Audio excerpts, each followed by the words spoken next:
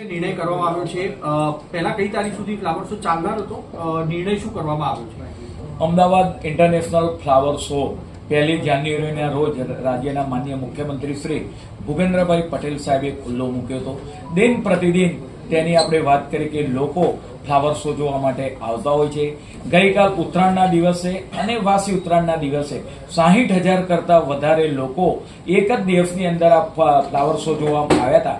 આ રીતે જે રીતે લોક લાગણીને માન આપી અને લોકો જ્યારે વધારે માત્રામાં ફ્લાવર શો જોવા માટે આવી રહ્યા છે તો આ ફ્લાવર શોને 1 અઠવાડિયા સુધી લંબાવવાનો નિર્ણય કરવામાં આવ્યો છે. અગાઉ 22 જાન્યુઆરી સુધી ફ્લાવર શો ચાલવામાં હતો.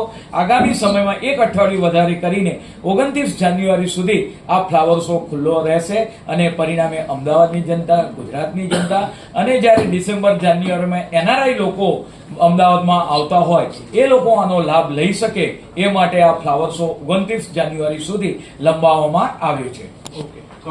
કમર્શિયલ બિલ્ડિંગોમાં હવે પાર્કિંગ માટેની વ્યવસ્થા કરવાની રહેશે. કોર્પોરેશનનો શું નિર્ણય છે અને પાર્કિંગની વ્યવસ્થા નહીં થઈ હોય તો કોર્પોરેશન શું પગલાં લેશે? મહાનગરની અંદર પાર્કિંગની સમસ્યા જે રીતે વિકટ બનતી જાય છે, મહાનગરપાલિકાના સિંધુભવન મલ્ટીલેવલ પાર્કિંગ, પ્રહલાદ નગર મલ્ટીલેવલ પાર્કિંગ, તદુપરાંત દાણાપીઠ ખાતેનું મલ્ટીલેવલ પાર્કિંગ, આ બધા પાર્કિંગ લોકોની જનતા માટે ખુલ્લા મૂકેલા છે. ટૂંક સમયમાં મધ્ય ઝોનની અંદર દાણાપીઠ પાર્કિંગ પણ ખુલ્લો મૂકવામાં આવશે. પરિણામે ટ્રાફિકની સમસ્યા હળવી બને. મહાનગરપાલિકા દ્વારા જે પાર્કિંગ પ્લોટ આપેલા છે 60 જેટલા, એમાં પણ વધારે કરીને બીજા 20 જેટલા પાર્કિંગ માટેના પ્લોટ આઈડેન્ટિફાઈ કરવામાં આવ્યા છે. પરંતુ કેટલીક જગ્યાએ કોમર્શિયલ એકમોની અંદર જે વાત કરી કે બહારના આઉટસાઇડ વ્હીકલને અંદર આવવા દેતા નથી, અંદર જગ્યા હોવા છતાં, એ બાબતે ધ્યાન પર આવી છે. પરિણામે આવનાર સમયગાળા દરમિયાન એ લોકોને પાર્કિંગ અંદરના ભાગમાં કરવા દેવામાં આવે કોમર્શિયલ યુનિટ, એ માટે મહાનગરપાલિકા દ્વારા આવનાર સમયગાળા દરમિયાન એના માટે પણ એક્શન લેવામાં આવશે, જેથી રોડ પર એ વાહન રહે નહીં અને સુરક્ષિત જગ્યાએ વાહનનું પાર્કિંગ થાય. લાઈન નાખવાને લઈને પણ આજની સ્ટેન્ડિંગ કમિટીમાં નિર્ણય કરાયો છે. કયા પ્રકારનો નિર્ણય છે, કેટલા લોકોને આનો ફાયદો થશે? મહાનગરની અંદર પૂર્વ ઝોનની અંદર પણ ડ્રેનેજની લાઈનો હાલ નખાઈ રહી છે અને એમાં પણ આધુનિક ટેકનોલોજીનો ઉપયોગ કરી માઇક્રો ટનલિંગ પદ્ધતિ એશિયામાં સૌ પ્રથમવાર અમદાવાદ મહાનગરપાલિકાની અંદર શરૂ કરવામાં આવી. હાલમાં જ 27 કિલોમીટરની વેસ્ટર્ન ટ્રંક લાઇન ખુલ્લી મૂકવામાં આવી. પરિણામે પશ્ચિમના જે ડ્રેનેજના પ્રશ્નો હતા એ સોલ્વ થયા છે. એવી જ રીતે પૂર્વ પટ્ટાની અંદર પણ વસ્ત્રાલથી શરૂ કરી રામોલ ટોલ નાકા સુધી 4.5 કિલોમીટર 4.1 કિલોમીટરની જે વાત કરી કે ટ્રાફિકને કોઈ પણ જાતનું ડિસ્ટર્બન્સ કર્યા વગર 1200 મીટર ડાયાની આ લાઈન નાખવામાં આવશે. પૂર્વની અંદર આ રીતે આ ડ્રેનેજ લાઈન નાખવાને પરિણામે આપણે વાત કરીએ કે વસ્ત્રાલ, રામોલ, આ બધા જે વિસ્તારમાં બેકિંગના જે પ્રશ્નો આવતા હતા એ પ્રશ્નો સોલ્વ થશે. પરિણામે 3 થી 4 લાખની જે વસ્તી છે એ વસ્તીને આ ડ્રેનેજમાંથી છુટકારો મળશે. વધુ કેટલાક જંકશન ઉમેરવામાં આવશે? હયાત કેટલા છે, કેટલા ઉમેરવામાં આવશે અને કયા પ્રકારનું આયોજન રહેશે કોર્પોરેશન? મહાનગરપાલિકાની અંદર જે જંકશન હોય એનું બ્યુટિફિકેશન થાય. જંકશન પર ઉભા રહેતા જ્યારે વાહન ચાલકો હોય આ જંકશન સુશોભિત થાય એ માટે 100 જંકશનનો આપણે વાત કરીએ કે આઈડેન્ટિફાઈ કરવામાં આવ્યા હતા. એમાંથી 19 જેટલા જંકશન તૈયાર થઈ ગયા છે, જેમાં આપણે વાત કરીએ કે પાંજરાપોર જંકશન હોય, ઇન્કમટેક્સ, આવા જે જંકશનો છે બીજા 40 જંકશનો હાલમાં તૈયાર થઈ રહ્યા છે અને આવનાર બજેટની અંદર પણ બીજા વધારે જંકશનો સિટીની અંદર ઉમેરાય અને મહાનગરની આપણે વાત કરીએ કે સુંદરતામાં આ જંકશનો વધારો કરે. અવસર જમતીથી બહાર દબાણ હોવાને કારણે ટ્રાફિકની સમસ્યા સર્જાય છે, દર્શનાર્થીઓને અગવડ પડે છે. કયા પ્રકારની કામગીરી કરે? ભગવાન જગન્નાથજીની રથયાત્રા નીકળતી હોય છે અષાઢી બીજે.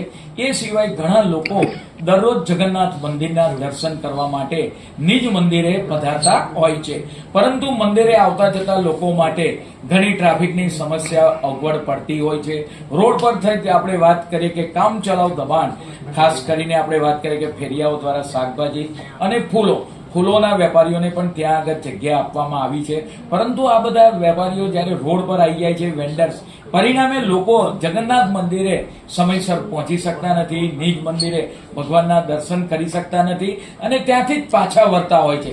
પરિણામે મહાનગરપાલિકાની સ્ટેન્ડિંગ કમિટીની અંદર આજરોજ જે રીતે ભદ્રકાળી નગર દેવીના દર્શન કરવા માટે સરળતાથી જઈ શકે, દબાણો દૂર કરવામાં આવ્યા, એવી જ રીતે આ શહેરનું પ્રખ્યાત જગન્નાથ મંદિર કે જે વાત કરીએ કે એના નિજ મંદિરે લોકો સહેલાઈથી જઈ શકે એ રસ્તો એ ક્લિયર કરવામાં આવશે. ત્યાં રહેલા છૂટક કામ ચલાવ દબાણો એને દૂર કરવામાં આવશે, જેથી જગન્નાથજીના દર્શન સહેલાઈથી ભક્તજનો કરી શકે. ઘણીવાર security ના પડે. એટલે નિર્ણય કરવામાં આવ્યો છે. પહેલા કઈ તારીખ સુધી ફ્લાવર શો ચાલનાર હતો? નિર્ણય શું કરવામાં આવ્યો છે? અમદાવાદ ઇન્ટરનેશનલ ફ્લાવર શો 1 જાન્યુઆરીના રોજ રાજ્યના માનનીય મુખ્યમંત્રી શ્રી ભૂપેન્દ્રભાઈ પટેલ સાહેબે ખુલ્લો મૂક્યો હતો. દિન પ્રતિદિન તેની આપણે વાત કરીએ કે લોકો ફ્લાવર શો જોવા માટે આવતા હોય છે.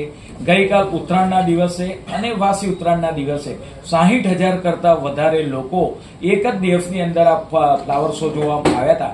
આ રીતે લોક લાગણીને માન આપી અને લોકો જ્યારે વધારે માત્રામાં ફ્લાવર શો જોવા માટે આવી રહ્યા છે તો આ ફ્લાવર શોને 1 અઠવાડિયા સુધી લંબાવવાનો નિર્ણય કરવામાં આવ્યો છે.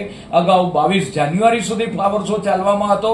આગામી સમયમાં 1 અઠવાડિયું વધારે કરીને 29 જાન્યુઆરી સુધી આ ફ્લાવર શો ખુલ્લો રહેશે અને પરિણામે અમદાવાદની જનતા, ગુજરાતની જનતા અને જ્યારે ડિસેમ્બર જાન્યુઆરીમાં NRI લોકો અમદાવાદમાં આવતા હોય એ લોકો આનો લાભ લઈ શકે એ માટે આ ફ્લાવર શો 29 જાન્યુઆરી સુધી લંબાવવામાં આવ્યો છે.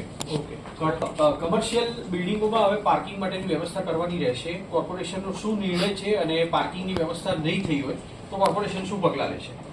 મહાનગરની અંદર પાર્કિંગની સમસ્યા જે રીતે વિકટ બનતી જાય છે, મહાનગરપાલિકાના Sindhu Bhavan multilevel parking, Prahlad Nagar multilevel parking, તદુપરાંત દાણાપીઠ ખાતેનું મલ્ટીલેવલ પાર્કિંગ, આ બધા પાર્કિંગ લોકોની જનતા માટે ખુલ્લા મૂકેલા છે.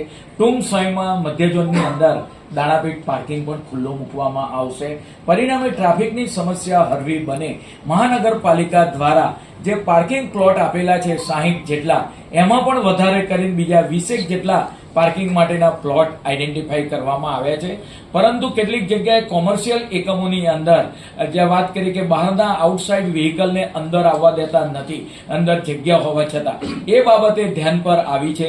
પરિણામે આવનાર સમયગાળા દરમિયાન એ લોકોને પાર્કિંગ અંદરના ભાગમાં કરવા દેવામાં આવે કોમર્શિયલ યુનિટ. એ માટે મહાનગરપાલિકા દ્વારા આવનાર સમયગાળા દરમિયાન એના માટે પણ એક્શન લેવામાં આવશે, જેથી રોડ પર એ વાહન રહે નહીં અને સુરક્ષિત જગ્યાએ વાહનનું પાર્કિંગ થાય. લાઈન નાખવાને લઈને પણ આજની સ્ટેન્ડિંગ કમિટીમાં નિર્ણય કરાયો છે. કયા પ્રકારનો નિર્ણય અને કેટલા લોકોને આનો ફાયદો થશે? મહાનગરની અંદર પૂર્વ ઝોનની અંદર પણ ડ્રેનેજની લાઈનો હાલ નખાઈ રહી છે અને એમાં પણ આધુનિક ટેકનોલોજીનો ઉપયોગ કરી માઇક્રો ટનલિંગ પદ્ધતિ એશિયામાં સૌ પ્રથમવાર અમદાવાદ મહાનગરપાલિકાની અંદર શરૂ કરવામાં આવી. હાલમાં જ 27 કિલોમીટરની વેસ્ટર્ન ટ્રંક લાઇન ખુલ્લી મૂકવામાં આવી. પરિણામે પશ્ચિમના જે ડ્રેનેજના પ્રશ્નો હતા એ સોલ્વ થયા છે. એવી જ રીતે પૂર્વ પટ્ટાની અંદર પણ વસ્ત્રાલથી શરૂ કરી રામોલ ટોલ નાકા સુધી 4.5 કિલોમીટર 4.1 કિલોમીટરની જે વાત કરીએ કે ટ્રાફિકને કોઈ પણ જાતનું ડિસ્ટર્બન્સ કર્યા વગર 1200 મીટર ડાયાની આ લાઈન નાખવામાં આવશે. પૂર્વની અંદર આ રીતે આ ડ્રેનેજ લાઈન નાખવાને પરિણામે આપણે વાત કરીએ કે વસ્ત્રાલ, રામોલ આ બધા જે વિસ્તારમાં બેકિંગના જે પ્રશ્નો આવતા હતા એ પ્રશ્નો સોલ્વ થશે. પરિણામે 3 થી 4 લાખની જે વસ્તી છે એ વસ્તીને આ ડ્રેનેજમાંથી છુટકારો મળશે. વધુ કેટલાક જંકશન ઉમેરવામાં આવશે? હયાત કેટલા છે, કેટલા ઉમેરવામાં આવશે અને કયા પ્રકારનું આયોજન રહેશે કોર્પોરેશન? મહાનગરપાલિકાની અંદર જે જંકશન હોય એનું બ્યુટિફિકેશન થાય. જંકશન પર ઉભા રહેતા જ્યારે વાહન ચાલકો હોય આ જંકશન સુશોભિત થાય એ માટે 100 જંકશનનો આપણે વાત કરીએ કે આઈડેન્ટિફાઈ કરવામાં આવ્યા હતા.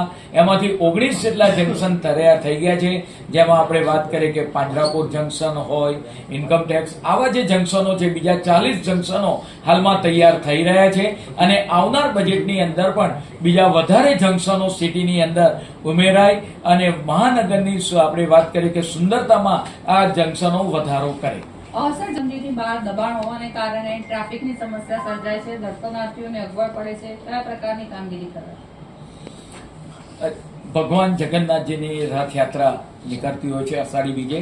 એ સિવાય ઘણા લોકો દરરોજ જગન્નાથ મંદિરના દર્શન કરવા માટે નિજ મંદિરે પધારતા હોય છે, પરંતુ મંદિરે આવતા જતા લોકો માટે ઘણી ટ્રાફિકની સમસ્યા અગવડ પડતી હોય છે. રોડ પર થઈ આપણે વાત કરીએ કે કામ ચલાવ દબાણ, ખાસ કરીને આપણે વાત કરીએ કે ફેરિયાઓ દ્વારા શાકભાજી અને ફૂલોના વેપારીઓને પણ ત્યાં આગળ જગ્યા આપવામાં આવી છે. પરંતુ આ બધા વેપારીઓ જ્યારે રોડ પર આવી જાય છે, વેન્ડર્સ, પરિણામે લોકો જગન્નાથ મંદિરે સમયસર પહોંચી શકતા નથી, નિજ મંદિરે ભગવાનના દર્શન કરી શકતા નથી અને ત્યાંથી જ પાછા વળતા હોય છે. પરિણામે મહાનગરપાલિકાની સ્ટેન્ડિંગ કમિટીની અંદર આજરોજ જે રીતે ભદ્રકાળી નગર દેવીના દર્શન કરવા માટે સરળતાથી જઈ શકે, દબાણો દૂર કરવામાં આવ્યા, એવી જ રીતે આ શહેરનું પ્રખ્યાત જગન્નાથ મંદિર કે જે વાત કરીએ કે એના નિજ મંદિરે લોકો સહેલાઈથી જઈ શકે એ રસ્તો એ ક્લિયર કરવામાં આવશે. ત્યાં રહેલા છૂટક કામ ચલાવ દબાણો એને દૂર કરવામાં આવશે, જેથી જગન્નાથજીના દર્શન સહેલાઈથી ભક્તજનો કરી શકે. ઘણીવાર security ના પડે. એટલે